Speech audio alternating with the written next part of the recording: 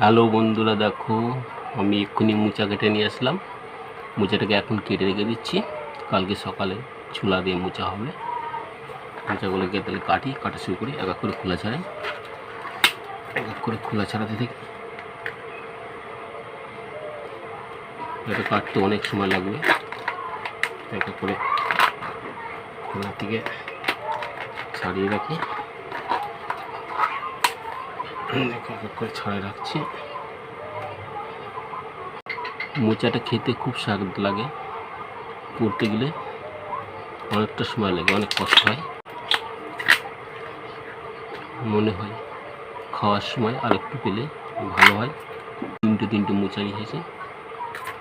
পাশের বাড়িতে টুকটাক একটু জিনিস দেয়, তাদেরকে একটু দিতে হবে। এবার এক এক করে ছাড়িয়ে, তারপরে ওগুলোকে ছাড়াবো। খোসা থেকে ছাড়িয়ে নিই।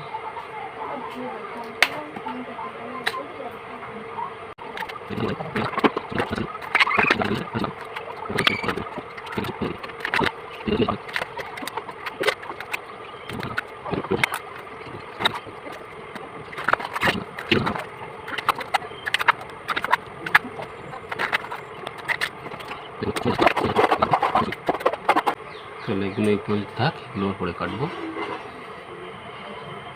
এবার এক এক করে খোসা থেকে ছাড়াবো আর কুচাবো। জলটা নিয়ে এসেছি নদীর থেকে, নদীর জলে দেবো, তাহলে কালো হবে না, এটা পরিষ্কারই থাকবে। দেখো আমি কীভাবে ছাড়াচ্ছি, এটাকে ফলো করো। মোচাগুলোকে ঠিক এইভাবে ছাড়াতে হয়, ফলো করো আমি কীভাবে করছি এগুলো, তাহলে খেতে ভালো লাগবে, শক্ত আঁশটা থাকবে না, সুন্দর লাগবে খেতে। দেখো কীভাবে এগুলোকে করছি। খাওয়ার সময় খুব মজা লাগে বন্ধুরা, করতে গেলে রাগ হয়, খেতে বসলে মনে হয় আর একটু ভাগে পেলে ভালো হয়।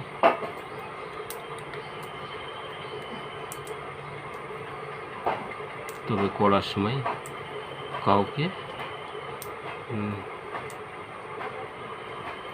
কাউকে না পাওয়া যায়, নিজে বসে একাই করতে হয়।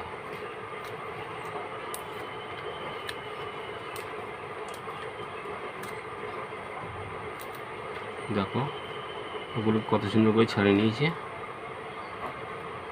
এবার এগুলোকে কুচাবো কীভাবে,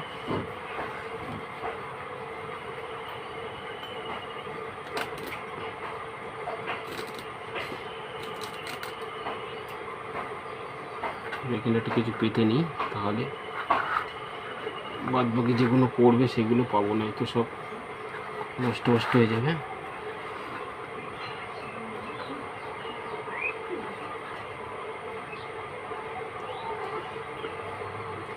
একবারে সব কুচানো যাচ্ছে না, অল্প অল্প করে নিয়ে নিই, তাহলে তাড়াতাড়ি হয়ে যাবে।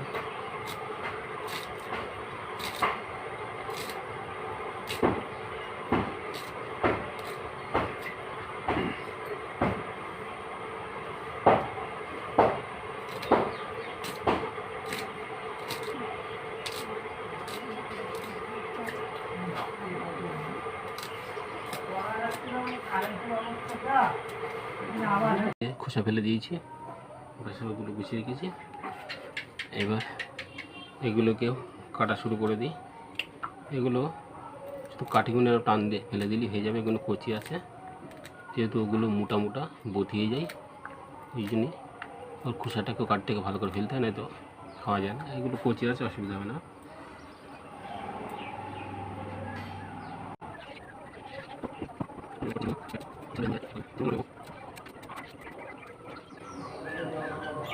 এগুলো যেহেতু কচি আছে, মাথায় এরকম করে বাদায় টান দিলি এরকম শীষগুলো সব বেরিয়ে আসবে, কাঠিগুলো সব বেরিয়ে যায়। ছাড়াবো আর কুচাই দেবো। এগুলো সব কচি আছে।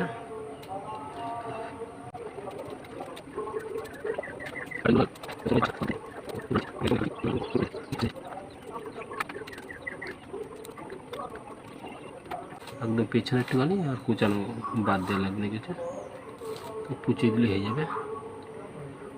এই যে বাদ দেওয়ার ভিতরে বুকোটা বাদ দিয়ে দিলাম, ব্যাস। পোকাটা এই পর্যন্তই দেখালাম, কেন অন্ধকার হয়ে যাচ্ছে আর দেখা যাচ্ছে না, এখন অনেকটা কাটতে বাকি আছে। আবার দেখা হবে কালকে। হ্যালো বন্ধুরা, দেখো মোচা কাটা হয়ে গেছে।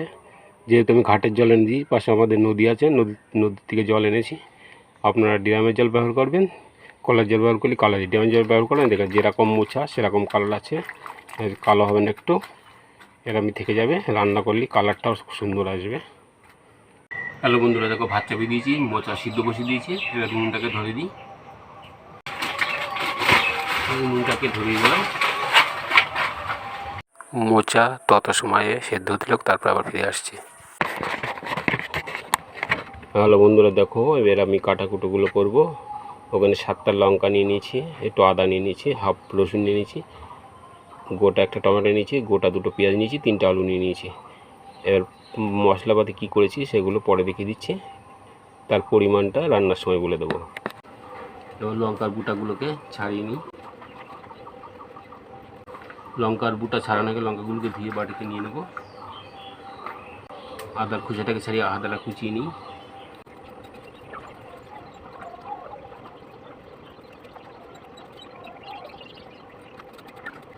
আদাগুলো কুচানো হয়ে গেল, আদাগুলোকে ধুয়ে বাটিতে নিয়ে নেব। এবার রসুন কোয়াগুলোকে ছাড়িয়ে নিই।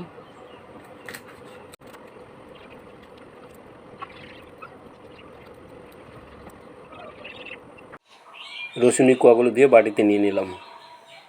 পেঁয়াজটাকে কেটে খোসা ছাড়িয়ে কুচিয়ে নিই।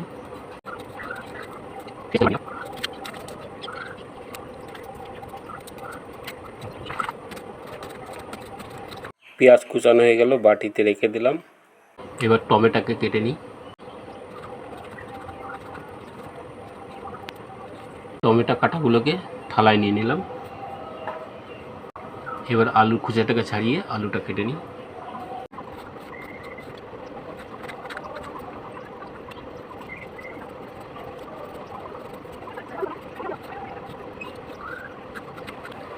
আলু কাটা গেলে, যেহেতু মোচার আলু, তার জন্য এরকম ছোটো ছোটো করে গোটা গোটা করে কেটে নিতে হবে।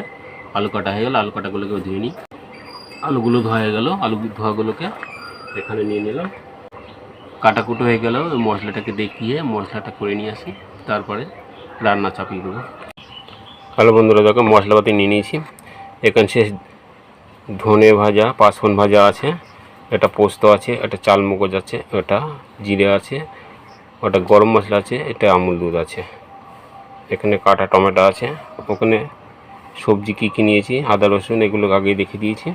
এই মাত্রাটাকে রান্না করার সময় বলে দেবো। ওখান থেকে আলু কুচিয়ে নিয়েছি, রাত্রি ছোলাটাকে দেখাতে পারিনি, এই ছোলা ভিজিয়ে রেখেছিলাম। আর এদিকে এবার তাহলে আমি মশলাটাকে করে নিয়ে আসি, তারপরে মোচা সেদ্ধ হয়ে গেলে তারপরে মোচাটাকে করব। আমার শিল ধোয়া হয়ে গেল,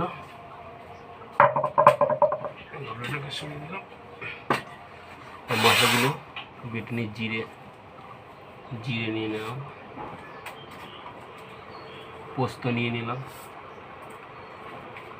চাল মগজ নিয়ে নিলাম, আর আদা রসুন পেঁয়াজ এগুলো বাটার করে বাটবো। এটা বাটা শুরু করে দিলাম।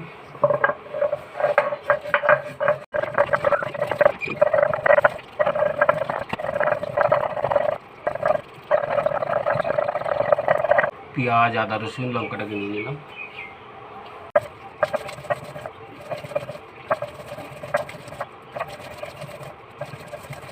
মশলা বাটা হয়ে গেল, মশলাটাকে তুলে নিলাম।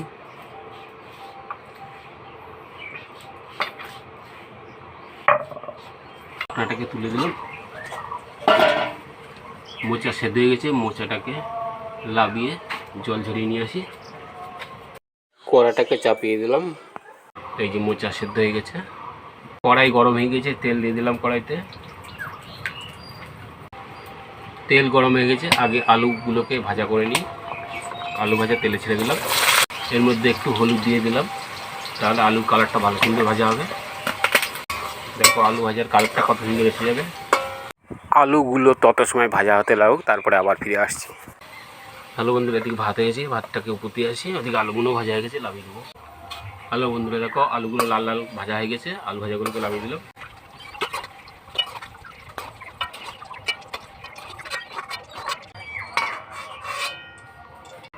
তেজপাতা দিয়ে দিলাম, আপনারা ফোড়নে শুকনো লঙ্কাও ব্যবহার করতে পারেন। চিনি দিয়ে দিলাম 1 চামচ, হলুদ দিয়ে দিলাম 1 চামচ, লবণ দিয়ে দিলাম 1 চামচ। এটা দিলে তরকারি কালারটা সুন্দর আসবে, যেভাবে রাখো তরকারি কালারটা নষ্ট হয়ে যাবে। লবণ চিনি হলুদটা দিলে কালারটা ফাটে না, কালারটা সুন্দর থাকে। একটা গোটা পেঁয়াজ কুচানো তেলে ছেড়ে দিলাম, এটাকে একটু লাল লাল করে ভাজা ভাজা করে নিই। হ্যালো বন্ধুরা, দেখো পেঁয়াজগুলো লাল লাল করে ভাজা হয়ে গেছে। এবার এর ভিতরে টমেটো, একটা গোটা টমেটো আমি নিয়ে সেই টমেটোগুলোকে ছেড়ে দেবো। নাড়াচাড়া করতে থাকতে হবে এইভাবে। মশলাটাকে দেখিয়েছিলাম, তার পরিমাণটা বলে দিচ্ছি। 1 চামচ চাল মগজ আছে, 1 চামচ রসুন আছে, 2 চামচ পেঁয়াজ আছে, 2 চামচ জিরে আছে, 1.5 চামচ কাঁচা লঙ্কা আছে। এইগুলোকে সব একসঙ্গে নিয়ে নিচ্ছি, সেই মশলাটাকে এর ভিতরে অ্যাড করে দিলাম। এই মশলাগুলো আমার পরিমাণ মতন আমি দিয়েছি, আপনারা করলে আপনাদের পরিমাণ মতন দেবে। এইভাবে নাড়াচাড়া করতে থাকতে হবে। মশলা একটু কষা হয়ে গেছে, কাঁচা ছোলাগুলোকে দিয়ে দিলাম। কাঁচা ছোলা দেওয়ার পরে এগুলোকে একটু নাড়াচাড়া করে নিতে হবে খানিকটা সময়। হাত মতন 1.5 চামচ লবণ দিয়ে দিলাম, 1 চামচ হলুদ দিয়ে দিলাম। এক এক করে মশলা দিতে হবে, নাড়াচাড়া করতে থাকতেই হবে। দেখুন কালারটা কত সুন্দর এসেছে। মশলাটা কীরকম নাড়াচাড়া করে ভালো করে কষে নিতে হবে। জালটাকে অল্প করে নিতে হবে, নয় তলায় লেগে যাবে। যে আমুল দুধটাকে দেখিয়েছিলাম সেটাকে এবার দিয়ে দিলাম। দেখুন বন্ধুরা কালারটা কত সুন্দর এসেছে। এই কালার এরকমই থেকে যাবে, একটু নষ্ট হবে না কালারটা। কালার যদি ভালো না হয়, দেখে যদি ভালো না লাগে তাহলে খেতে ভালো লাগে। এবার নাড়াচাড়া করতে থাকতে হবে। এবার ভাজা আলুগুলোকে দিয়ে দিলাম। এইবার মুচাটাকে পুরো দিয়ে দেবো।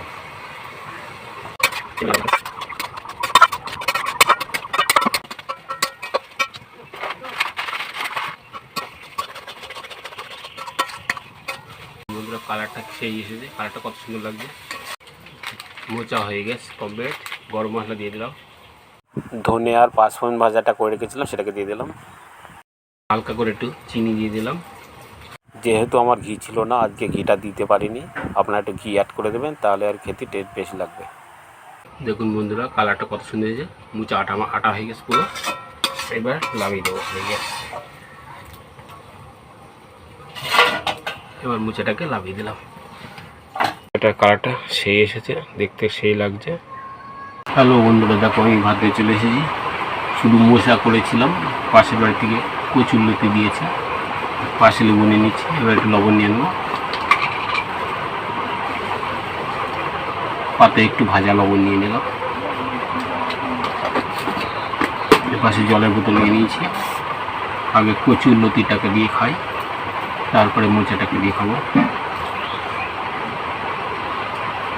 কচুরলতি আবার এমনি গাল চুলকা দিতে, সঙ্গে ওই জন্য লেবু নিয়ে নিয়েছি। লেবুটাকে দিয়েই মাখি কচুরলতিটা। পাশের বাড়ির থেকে যে কচুরলতিটা দিয়েছিল সেটা ভালোই লাগছে, সেই লাগছে। আমি কীভাবে করেছি সেটাকে ফলো করো, এইভাবে করে খাবে, ভালো লাগবে। মোচাটাকে ভাতগুলোকে সব মেখে নিই।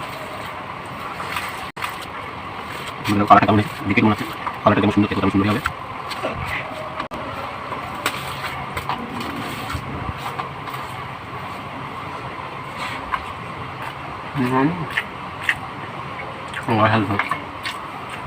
একটা মোচা হলে আর কিছু লাগবে না, খাওয়া দাওয়া হয়ে যাবে। তবে বন্ধুরা এই রান্নার ভিডিও করতে অনেক শর্ট লাগে, অনেক সময় লাগে। আমরা দেখেছি কত শর্টে ভিডিওটা করতে হয়। ভিডিও থেকে পাঠিয়ে ভিডিওটা দেখে ভালো লাগলে লাইক কমেন্ট শেয়ার করবেন এবং চ্যানেলটিকে সাবস্ক্রাইব করবেন। আবার দেখা হবে পরের ভিডিও।